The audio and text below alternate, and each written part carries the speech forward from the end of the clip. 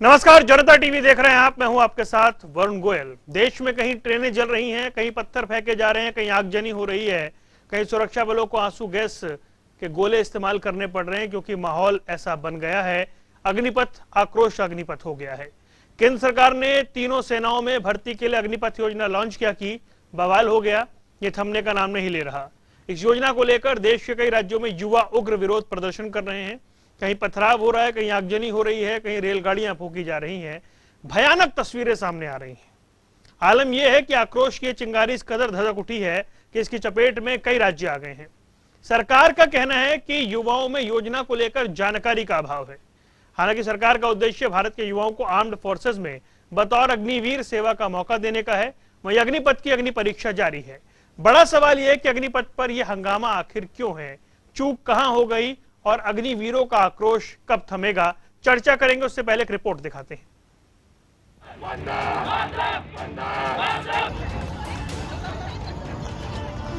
पथराव हो रहा है और कहीं ना कहीं जिस तरीके से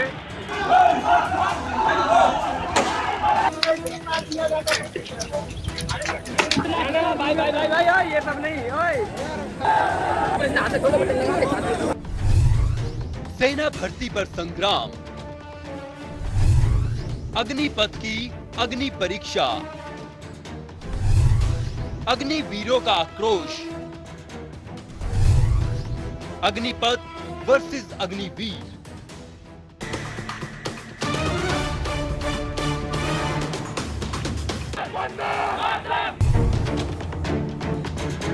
सेना में भर्ती होने का लक्ष्य मन में संजोए देश के जो युवा जमकर पसीना बहाते हैं, आज वो युवा मैदान छोड़कर सड़कों और रेलवे ट्रैक पर आ गए हैं। जिनके मन में आक्रोश और हाथों में पत्थर है, जो इस कदर आग बबूला है कि कहीं खाकी लहू लुहान हो रही है तो कहीं ट्रेनें आग की लपटों से धधक रही हैं। और इन सब के पीछे सिर्फ एक ही वजह है, अग्निपथ, अग्निपथ, अग्निपथ। केंद्र सरकार की ओर से लॉन्च की गई ये योजना अब अग्नि परीक्षा से गुजर रही है और देश के कई राज्यों में युवाओं ने कोहराम मचा रखा है। आक्रोश की चिंगारी इस कदर धधक रही है कि इसकी चपेट में कई राज्य आ चुके हैं। सरकार का कहना है कि युवाओं में योजना को लेकर जानकारी का अभाव है।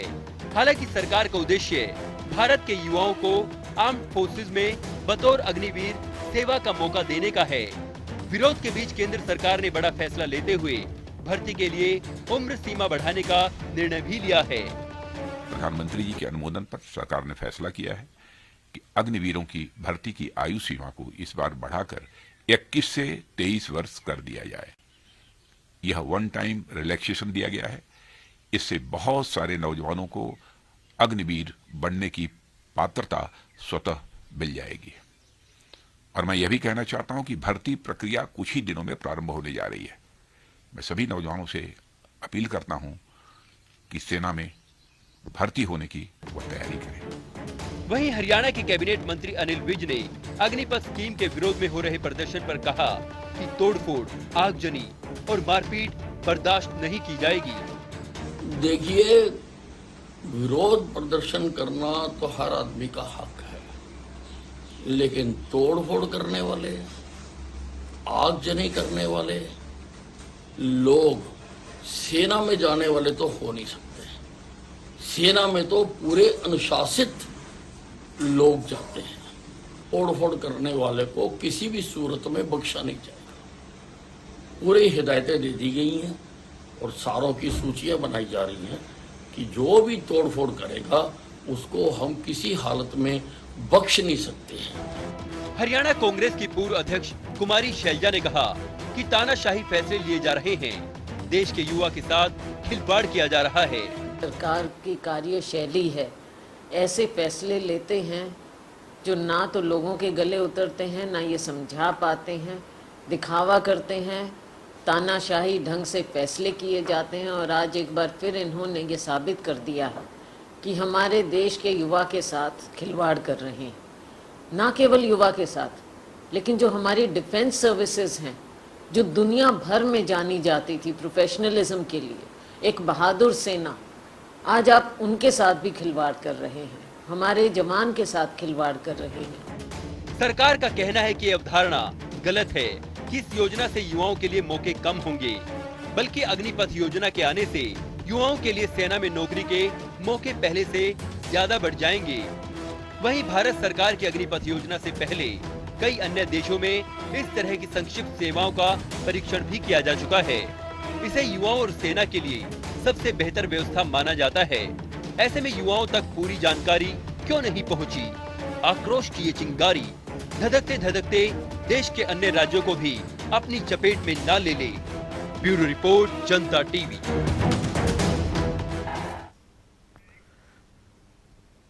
तो देश भर में हंगामा है, हरियाणा में भी बहुत जगह पर इस तरह की परिस्थिति बनी हुई है। चर्चा करेंगे, कई खास मेहमान हमारे साथ जुड़ रहे हैं। विजेंद्र कुमार, भारतीय जनता पार्टी के प्रवक्ता, हमारे साथ जुड़ गए हैं, आपका बहुत बहुत स्वागत है। और जोगिंदर मौर्य, कांग्रेस के प्रवक्ता, फिलहाल हमारे साथ जुड़े हैं। और मेहमान हमारे साथ जुड़ेंगे, चर्चा उनके साथ भी करेंगे क्योंकि राजनीतिक बयानबाजी बहुत ज्यादा हो रही है।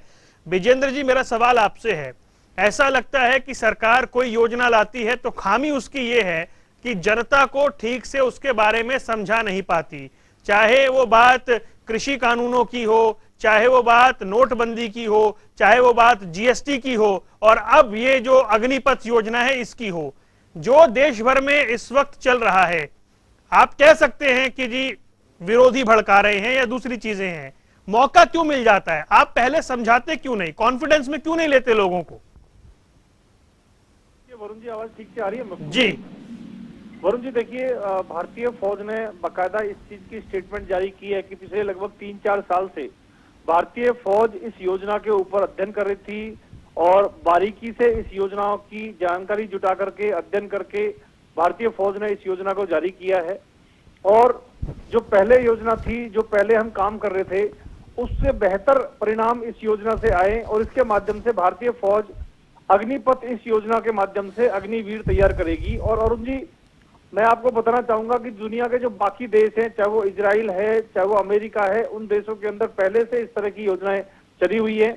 और आज जिस तरह से हमारे कुछ युवा साथी, जो जिस तरह का हम देख रहे हैं आजकल न्यूज चैनलों पे, जिस तरह से उन्होंने आगजनी की है, तोड़फोड़ की है, देश की संपत्ति को नुकसान पहुंचाया है, तो मैं उनको बताना चाहूंगा कि भारतीय फौज ने, भारत सरकार ने कोई इजराइल वाला फॉर्मूला भारत में लागू नहीं किया है कि प्रत्येक व्यक्ति को फौज में जाना मैंडेटरी कर दिया हो। जिसकी इच्छा है वही फौज में अप्लाई करेगा और वही फौज में जाएगा। 4 साल के लिए उसकी नौकरी रहेगी और 4 साल के बाद जब वो आएगा वरुण जी, तो लगभग 25 लाख रुपए वो कमा के आएगा। और उसके बाद जब वो आएगा, कई लोगों का सवाल है कि 4 साल के बाद वो क्या करेगा। तो तमाम हमारे गृह मंत्री अमित शाह जी ने भी घोषणा की है और माननीय मुख्यमंत्री मनोहर लाल जी ने भी घोषणा की है कि हरियाणा सरकार हो या भारत के अंदर जो भी हमारी आर्म फोर्सेस हैं, उसके अंदर उसको पहले से वरीयता मिलेगी। विजेंद्र जी, मैं माफी चाहता हूं, मैं आपको बीच में टोक रहा हूं, मैं माफी चाहता हूं। आपने जो सारी बात कही वो हम सुबह से सुनवा रहे हैं, देश के बड़े बड़े नेता और मंत्रियों की बात सुनवा रहे हैं, चला रहे हैं, दिखा रहे हैं। हम यहां से शांति की अपील भी कर रहे हैं कि ये सब मत करिए, ये नहीं होना चाहिए। मेरा सवाल ये है सर कि आप पहले कॉन्फिडेंस में क्यों नहीं ले पाते लोगों को? मैंने आपको उदाहरण दिए हैं, चाहे वो कृषि कानून हो, इसी तरह आप लोग बैठकर बोलते थे कि बहुत अच्छे हैं, हित में हैं। इसी तरीके से जीएसटी की बात होती थी, नोटबंदी की बात होती थी, सीए के टाइम लोग सड़कों पर उतरे तो आपको बताना पड़ा कि ये इनसे आपको नुकसान नहीं है और किसी को हुआ भी नहीं। लेकिन सवाल ये है सर कि आप पहले लोगों को कॉन्फिडेंस में ले क्यों नहीं पाते हैं? कहां चूक जाते हैं आप बार बार? वरुण जी, देखिए, मैंने जैसे आपको बताया कि इस पे तो सेना बहुत लंबे समय से काम कर रही थी और अभी हमने सबको बताया है। लेकिन आप मुझे बताइए, योजना को लागू करने से पहले उसके बारे में कैसे किसी को बताया जा सकता है? योजना लागू की है, सेना ने उस पर काम किया है, सेना की योजना है। बाकी देश जो इसको अपना रहे हैं वो सक्सेसफुल रहे हैं, उन्होंने अपनी सेना को आधुनिक बनाया है।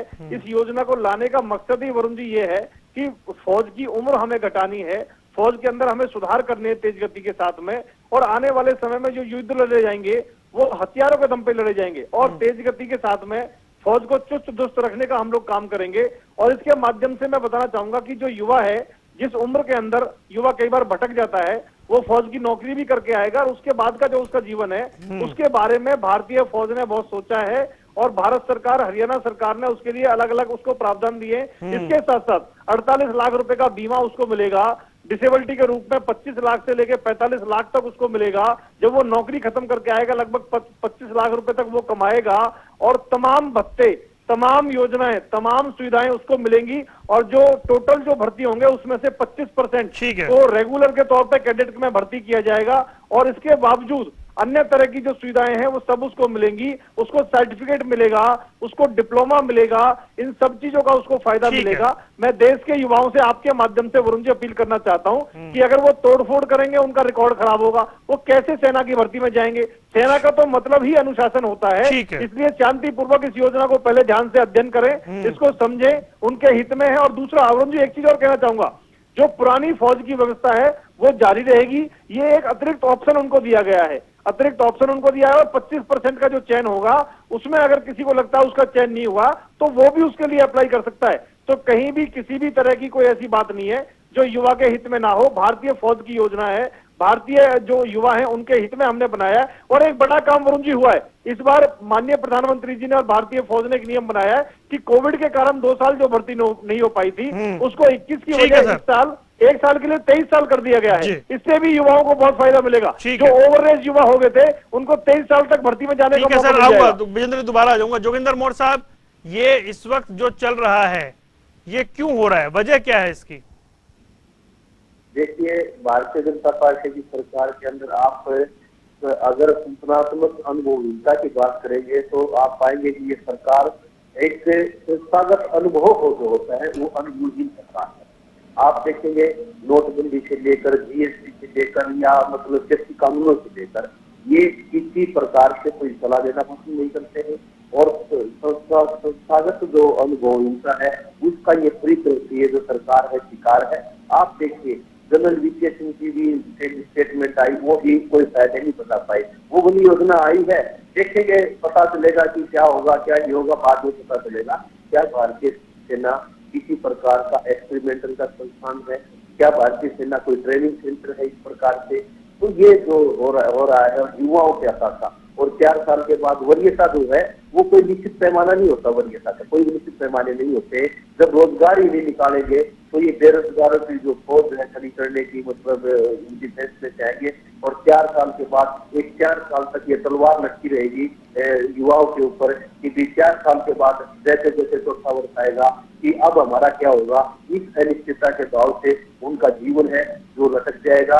और एक सामाजिक जो आप देखेंगे उसके अंदर एक बहुत बड़ी सामाजिकता के अंदर इस प्रकार की दिक्कत आएगी। दूसरी बात यह है कि ये कह रहे हैं जो 25% को रखा जाएगा और 75% को जो है निकाल दिया जाएगा। वो 25% का क्या पैमाना होगा, क्या क्राइटेरिया होगा? या अगर मान लो रिटन एग्जाम होता है 25% से ज्यादा लोगों ने अगर वो कर दिया, क्या इंक्लूड लेंगे? क्या पश्चिमता? आप देखिए कि जो डिफेंस की जो सर्विसेज होती है वो प्रशिक्षण के ऊपर है। अगर किसी को प्रशिक्षण एक बार सिलेक्शन करने के बाद प्रशिक्षण तक दे दिया गया तो उसको प्रशिक्षित कर दिया गया।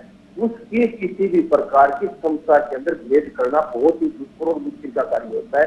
कोई संभव नहीं है कि इस प्रकार से एक जैसे सक्षम व्यक्तियों में से किसी प्रकार का आप ठीक है मोर साहब, और सेनाकार बढ़ने की संभावना होगी। भारतीय जनता पार्टी ने ये बहुत गैर जिम्मेदाराना तरीके से जो फैसला लिया है और कोई भी किसी प्रकार से देश के अंदर आप देखिए इस प्रकार से कहना कि समझ नहीं आ रहा है। इन्होंने जो फैसले लिए मोर साहब आता हूँ आपके पास एक बार। रामेश्वर जी को और इसमें ले लेते हैं, आम आदमी पार्टी से जुड़े हैं।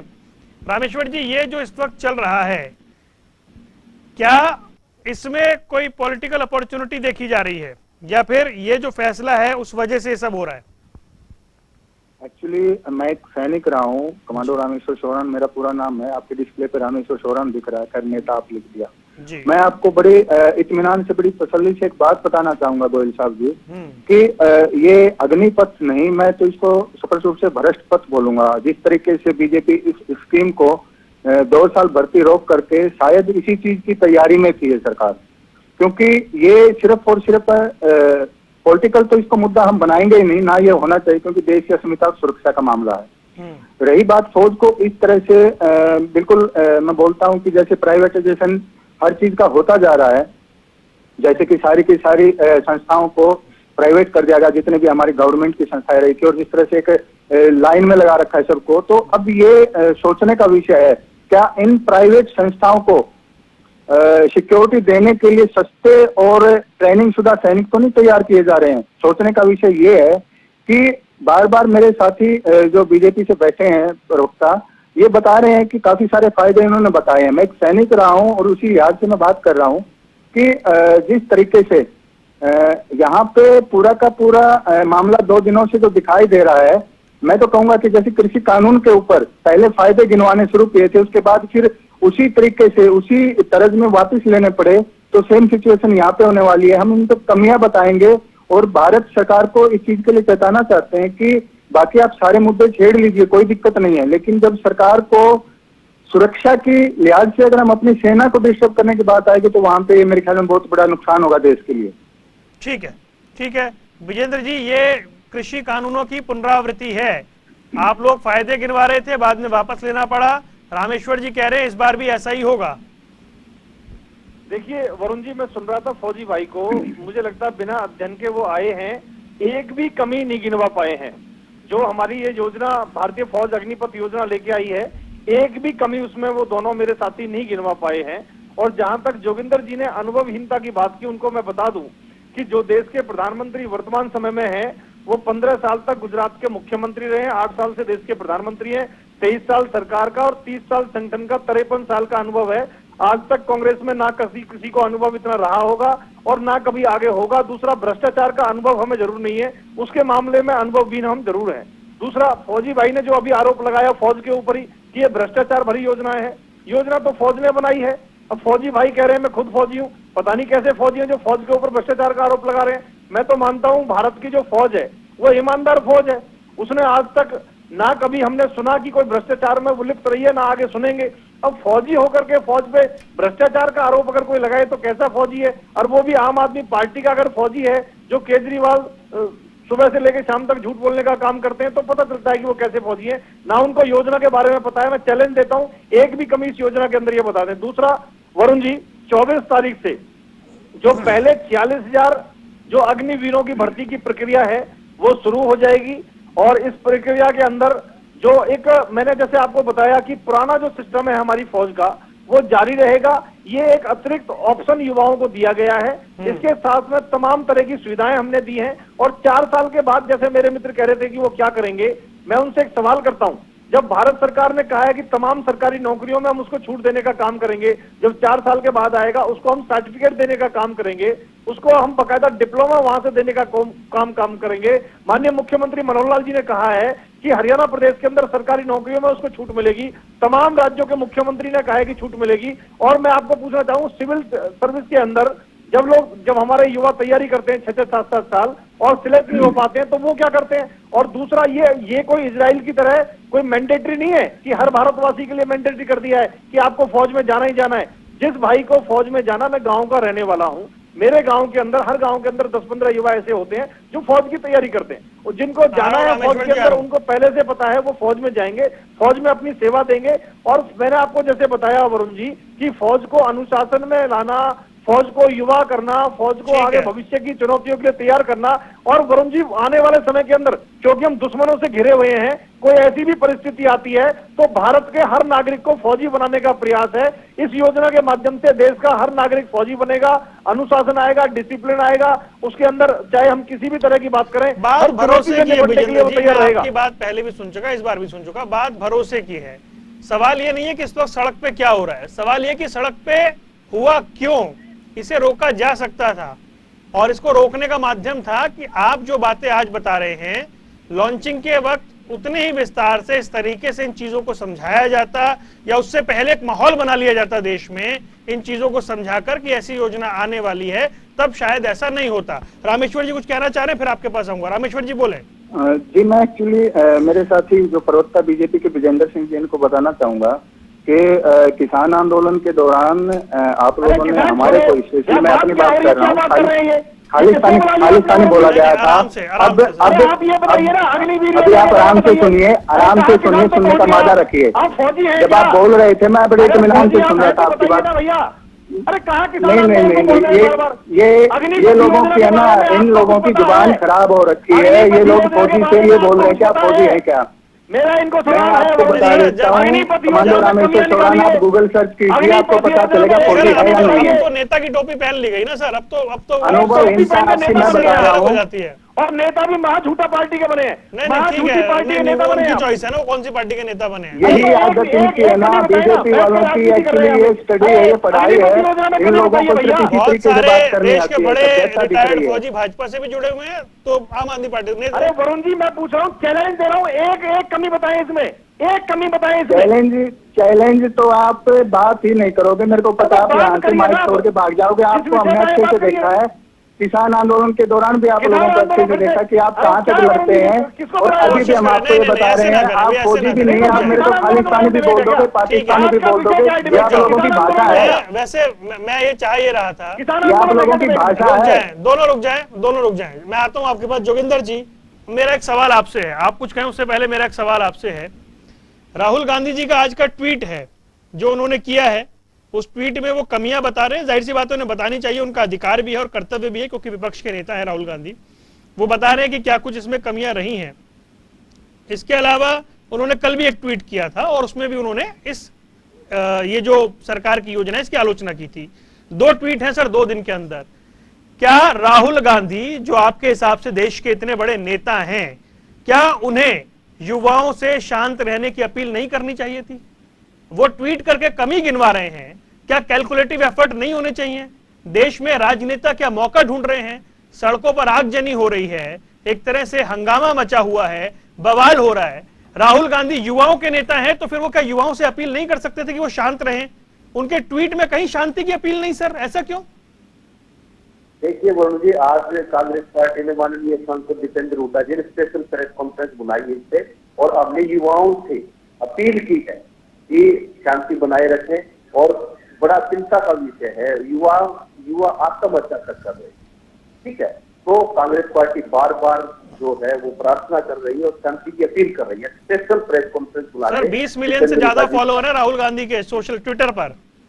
उम्मीद और इतने बड़े नेता से, मतलब आपकी पार्टी में वो कह सकते थे ना कि युवा धीरज रखें, शांति रखें। उनके आप ट्वीट को देखिए, वो बिल्कुल। मैं पढ़ दूं सर, आप कहेंगे तो? आप बोले तो मैं पढ़ दूंगा, समय ही खराब होगा। मैं सर हवा में बात नहीं करता, ये ट्वीट पढ़ के, मैं ये पढ़ने के बाद बोल रहा हूँ। स्पेशल प्रेस कॉन्फ्रेंस बुलाई गई है, वो कांग्रेस पार्टी की प्रेस कॉन्फ्रेंस है। ठीक है, माननीय दीपेंद्र हुड्डा जी 40 मिनट की प्रेस कॉन्फ्रेंस आप उसको सुनिए, उसमें हमने किस प्रकार की युवाओं की अपील की है। और नहीं, वो तो सर हमने चलाई भी है, टीवी पे दिखाई भी है। ठीक है, अब अपनी बात रखें। अब जो बात कह रहे हैं, एक तो अदल बयानबाजी करने की आदत है इनके। वरुण गांधी जो सांसद है वो कमियां गिना रहे हैं, जनरल वीके सिंह जो है वो कोई किसी प्रकार आपके लोकसभा के सांसद श्री आनंदपुर साहिब के मनीष तिवारी इसका समर्थन कर रहे हैं, बताइए? उन्होंने बिल्कुल नहीं किया। मैं फिर ट्वीट दिखा दूं उनका सर? आप देखिए। नहीं सर, मैं आपको बता रहा हूं जोगिंदर जी, मैं हवा में बात नहीं करता। वर्ल्ड समर्थन नहीं किया। हाँ। समर्थन नहीं किया। हाँ। उन्होंने उनका ट्वीट आप पढ़ेंगे तो उसमें यह है कि कोई भी योजना, ठीक है। अब योजना आप एक बात देखिए, इस क्या भारतीय जनता पार्टी की एक आदत है, वो जब भी कोई कानून लाती है संसद के बाहर चलाने की कोशिश करती है। कानून नहीं है ना, तो योजना है।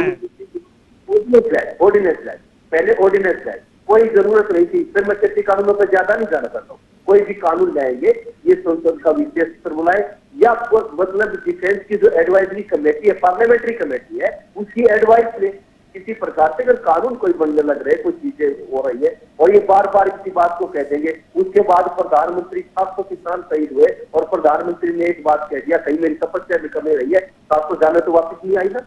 देश की जन की हानि हुई है। ये तो एक बार देश को आग में झोंकने के बाद, देश को वो बर्बादी के कगार पर लाने के बाद एक सेंटेंस का जवाब आएगा कि कहीं कहीं हमारे से कमियां रही है, समझाने में कमी रही है। तो आप उस ऐसी चीजें क्यों करते हो? कमियां ही कमियां है। और आप विपिन रावत जी का एक बार स्टेटमेंट देखिए, जो मतलब हमारे सबसे बड़े जो सेना प्रमुख रहे, तीनों सेनाओं का जिनको प्रमुख बनाया गया, विपिन रावत जी कहते हैं कि रोजगार का साधन नहीं है, सेना रोजगार का साधन नहीं है। ये कोई ट्रेनिंग इंस्टीट्यूट भी नहीं है जिस प्रकार की बातें कर रहे हैं। और रही बात रोजगारों की बात करें, कितने रोजगार दिए इन्होंने?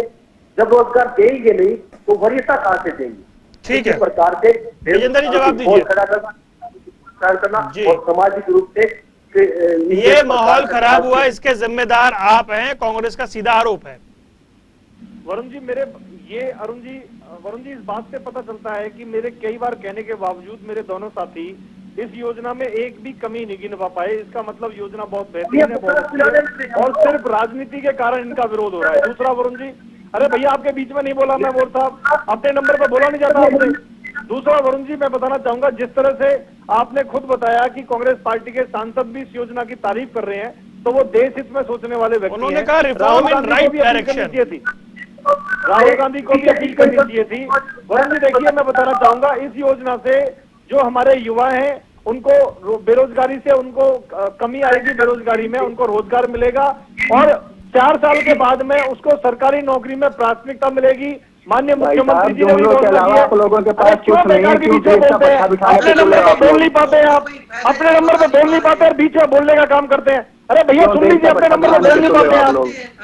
देखिए मैं बताना चाहूंगा रामेश्वर जी, आप ही के पास आ रहा हूँ। अरे सुन लीजिए भैया, सबसे पहले वरुण जी, इस योजना के माध्यम से बेरोजगार युवाओं को रोजगार मिलेगा। 4 साल के बाद वो जब नौकरी करके आएगा तो तमाम सरकारी नौकरियों में उसको छूट देने का काम सरकार करेगी। उसको डिप्लोमा भी मिलेगा, उसको एक्सपीरियंस का सर्टिफिकेट भी मिलेगा, और वरुण जी पहले साल जब वो नौकरी कंप्लीट करेगा तो उसको 4,76,000 रुपए मिलेंगे। आपकी बारी में नहीं बोल रहे थे। 6,96,000 रुपए मिलेंगे, लगभग 7 लाख रुपए मिलेंगे, और सेवानिवृत्ति के ऊपर उसको 12 लाख रुपए मिलेंगे, लगभग 25 लाख वो 4 साल के अंदर कमाएगा। वरुण जी, ये जो आप सारी बातें बोल रहे हैं, जिस वक्त आप ये बातें बोल रहे हैं ना, वो सारी स्क्रीन पे चल रही है इस वक्त, वो सारी चीजें चल रही हैं, वो हम दर्शकों को सुबह से दिखा रहे हैं कि किस चीज को लेकर नाराजगी है, सरकार क्या कह रही है, क्या उनको मिलेगा, क्या उनका संशय है। लेकिन बात यह है, वो कह रहे हैं कि इस वक्त जो देश में चल रहा है उसके जिम्मेदार आप हैं। वरुण जी देखिए, तमाम देशों के अंदर जो योजना सफल रही है, भारतीय फौज ने उस योजना को बनाया है, युवाओं को हम समझा रहे हैं, और जिस तरह से कुछ युवा जो किसी के भड़कावे में आकर के ये काम कर रहे हैं, मैं फिर उनसे कहना चाहूंगा कि अगर वो इस तरह का काम करते हैं, अगर वो काम करते हैं तो भारतीय फौज में लगने के काबिल भी नहीं रहेंगे। क्योंकि भारतीय फौज में अगर लगना है तो उनको अपना रिकॉर्ड साफ रखना पड़ेगा। अगर उनके ऊपर केस लगेगा तो भारतीय फौज में अप्लाई भी नहीं कर सकते। इसलिए उनको शांति से काम लेना चाहिए, युवाओं को समझना चाहिए, देखना चाहिए, उनके हित में योजना बनाई है। रामेश्वर जी बोले। कह रहा हूँ वरुण जी, ये एक अतिरिक्त ऑप्शन है, ये एक अतिरिक्त ऑप्शन है। इसके अलावा पुरानी जो भारतीय फौज की हमारी जो परंपरा है, जो हमारी भर्ती की प्रक्रिया है, पुरानी फौज का सिस्टम हमारा जारी रहेगा। ये एक अतिरिक्त ऑप्शन हमने भारतीय फौज के लिए हमारे युवाओं को दिया है, एक बेहतरीन ऑप्शन उनको दिया है। बीजेपी के पास देने के लिए कुछ नहीं सिवाय जुमलों के। और उनके हित में हमने काम किया है। ठीक है, रामेश्वर जी बोले। ये कमी विजेंद्र जी प्लीज। विजेंद्र भाई यहाँ पे, और रही बात अनुभव, तो स्टडी की जरूरत नहीं है, हम लोग इस जीवन को जी के आए, इसलिए बात कर रहा हूँ मैं। और मैं बात ये कर रहा हूँ 4 साल, अरे मेरे भाई कमियां तो सुनोगे तो बताऊंगा ना, आप रुक तो जाइए प्लीज। विजेंद्र जी, 4 साल बाद आप लोग नौकरी की बात कर रहे हो। अगर 17 साल का 18 साल का लड़का आज भर्ती हो रहा है तो वो 4 साल तक टेम्परेरी है आपके प्लानिंग के हिसाब से। और रही बात उसके बाद 25% को वहां पे रखा जा रहा है, 75% को घर पे भेजा जा रहा है। उस 75% को जिसको घर पे भेजा जा रहा है उसमें कमी क्या है? सब इक्वल ट्रेनिंग कर रहे हैं, एक जैसी यूनिफॉर्म डाल रहे हैं। 75% को जब घर पे भेजा जाएगा तो उनकी श्योरिटी क्या है? उनके लिए पेंशन योजना है कोई आपके पास? एक बात। दूसरी बात, आप 3 महीने एमएलए रह जाते हैं, विधायक रह जाते हैं, 3 महीने आप एमपी सांसद रह जाते हैं, आपको पेंशन लागू है। लेकिन एक शरद पर जान जो लुटाने के लिए सैनिक गया है उसके बारे में आपको थोड़ी सी भी ख्यालात नहीं है। क्योंकि सिर्फ और सिर्फ आम आदमी पार्टी को छोड़िए, मैं एक सैनिक हूँ, मैं एक सैनिक की तरह बात कर रहा हूँ। आप उन सैनिकों का